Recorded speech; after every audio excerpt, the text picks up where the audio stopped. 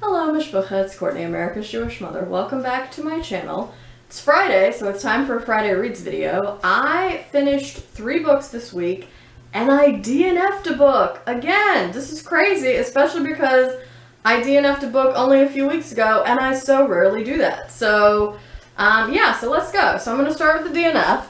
So, unfortunately, I DNF'd Samanta Schweblin's Mouthful of Birds, translated from the Spanish by Megan McDowell, I think, for gratuitous dog violence, because, yeah, I'm not here for that.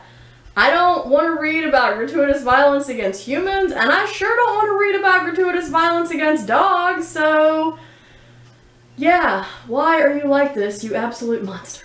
By the way, insert clip here of how to appropriately treat a dog. I'm here to talk about how maybe you can deal with that. I mean, I say all this humbly, y'all. Do whatever you want. That is the whole theme of this channel, is literally do what you want, say whatever you want, because this is you too. You watch what you want, and if you create what you want. How's this big? I think I'm always going to be off on that tangent, y'all. Whatever. Not off on my own tangent. That's the point.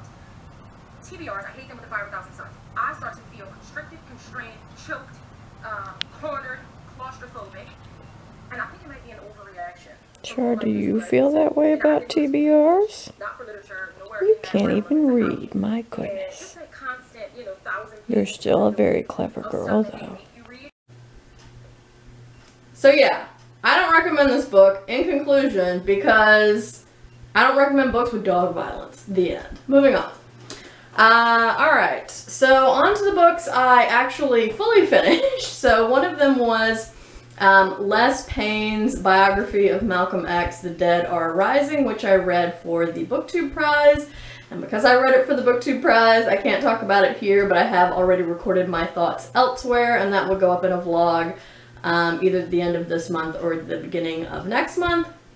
So I finished that. I also finished Transfer, a collection of poetry by Naomi Shihab. I did this as a buddy read with Beth Ann Bruninger-Sokolar. And we both, I think, felt similarly about this collection, which was that we liked it overall, but felt like not all of the poems seemed to thematically connect together. So I ended up giving this collection 3.75 stars. I thought it was good overall. I felt like most of the poems were quite accessible. I did think that later on in the collection, when it got after the middle and toward the end, they started to get a little bit more abstract and harder to understand. And then thematically, okay, so a lot of the poems in this collection deal with the idea of place, and or they discuss the author or the poet's grief over the death of her father. And in a lot of ways, this collection is a tribute to her father, an examination of who he was, and an examination of who she is now without him in her life. So all of the poems that connected in that way, I quite liked. But yeah, some of them didn't necessarily thematically connect, and Beth Ann and I weren't, again, always sure why some of the poems in here were included, because they didn't really seem to have anything to do with either place or her father.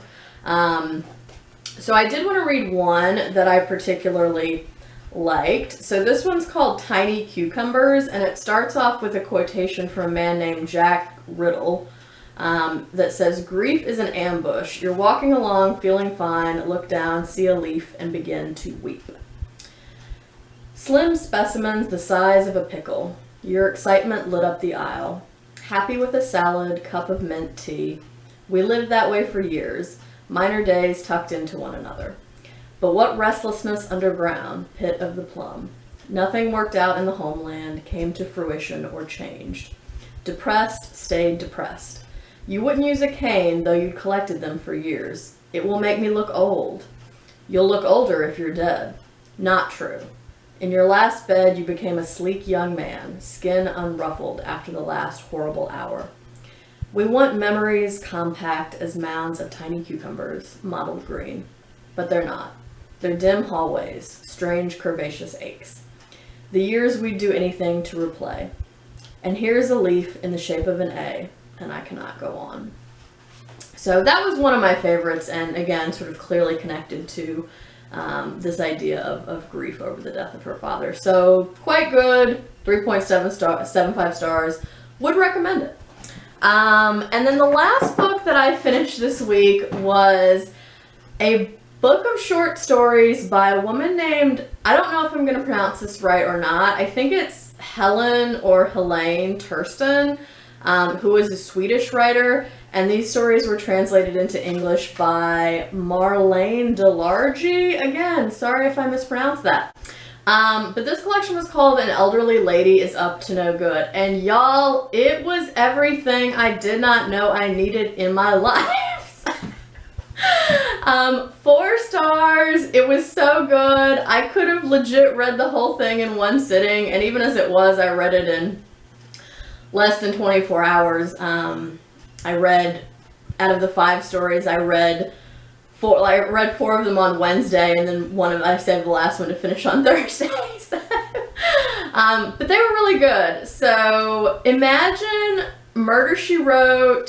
imagine Jessica Fletcher from Murder, She Wrote, or like Miss Marple from the Agatha Christie books, except instead of solving the murders, the main character in An Elderly Lady is Up to No Good is committing the murders. So yeah, it was everything.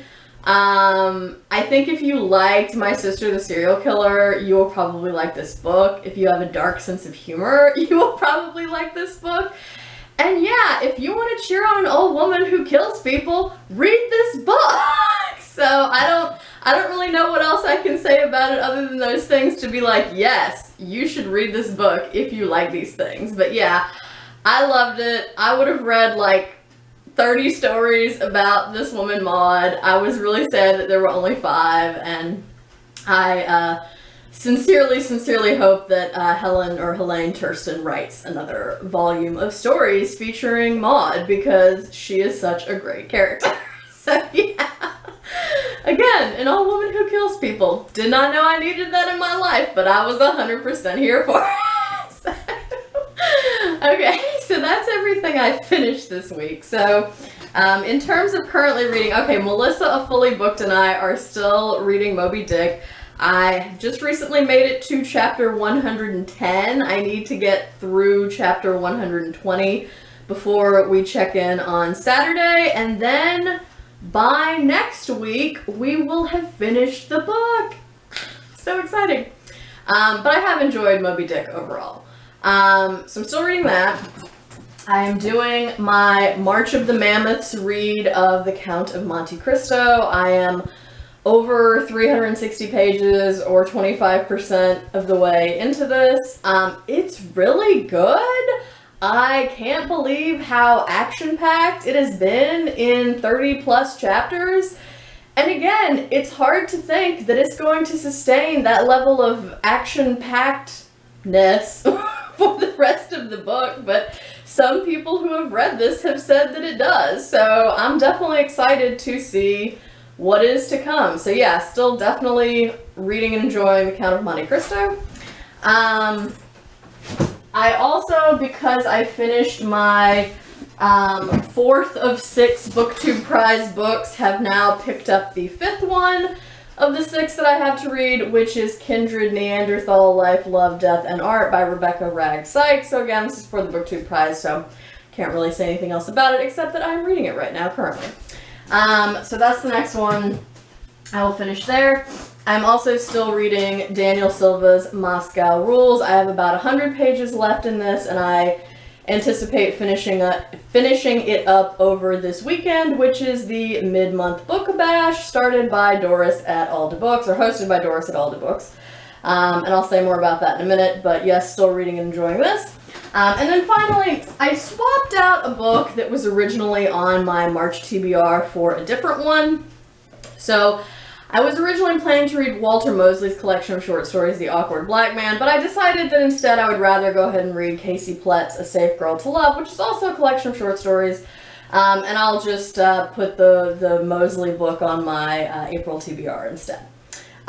So I'm not very far into this yet. I kind of would like to read this whole book over the mid-month book bash weekend, and it seems doable because this book is only 230 pages long, but we'll see. If I don't totally finish it, hopefully I'll at least, you know, make it like 3/4 of the way, or, you know, some significant level of progress through it. So, so those are all the books that I am currently reading. So again, Doris at Alder Books is hosting the mid-month book bash this weekend. It has a theme. The theme is Spa Weekend, and there are prompts that go along with it, which are ambiance, cleanse, beautify, edify, and rejuvenate. And I have a little unboxing here to show you. So I actually ordered some products from Ahava, which is an Israeli company that basically makes like soap and beauty products from the Dead Sea.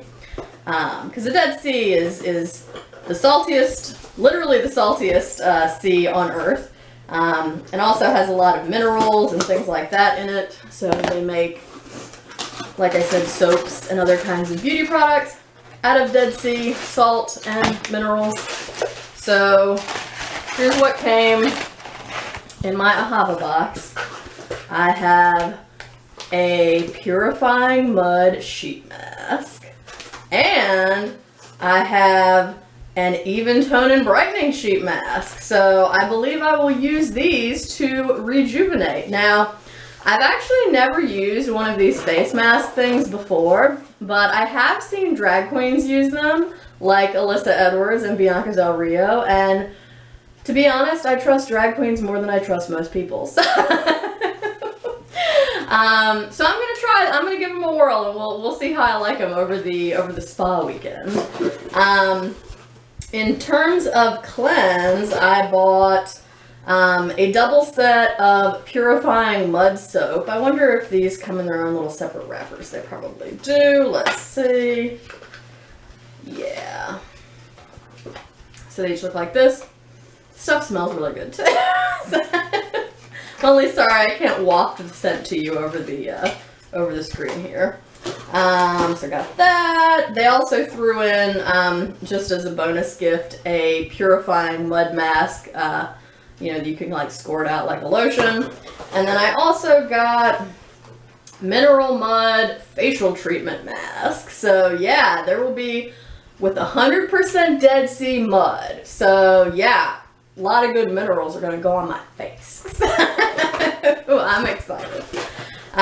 So those will take care of the rejuvenate and the cleanse prompts. I think for edify, the fact that I am still currently reading Kindred and learning about Neanderthals will be enough edification for me over the weekend. Ambiance, I think I'm going to try to film a vlog over the mid-month book bash spa weekend. And we're having some lovely spring weather here. Things are blooming, so I think my ambiance will be springtime weather. And then the last one is beautify. I'm going to attempt to beautify my yard over the weekend because I have this invasive English ivy, and it's just you know, it's just a constant struggle against it. So I'm gonna try to clear out some of that invasive ivy and beautify my yard a little bit over the weekend. So I'll include that in the blog too. So okay, so that's everything I finished or DNF'd or I'm currently reading or I'm planning to do over the mid-month book bash weekend. Oh, I almost forgot. Special shout out to Sunny at A Sunny Book Nook. That's who I heard about the Helen, Tursten, and Elderly Lady is Up to No Good book from. So yeah, great recommendation. Loved it. If y'all don't follow Sunny, she has a great channel. You should definitely check her out. I mean, she's got way more followers than I do, but you should check her out if you don't already follow her. Okay, so anyway, so thank you for watching this. If you have comments about anything, please feel free to let me know down below. I hope everyone is staying healthy and well. I hope you're doing good reading whatever you're reading. And until next time, would it kill you to call your mother?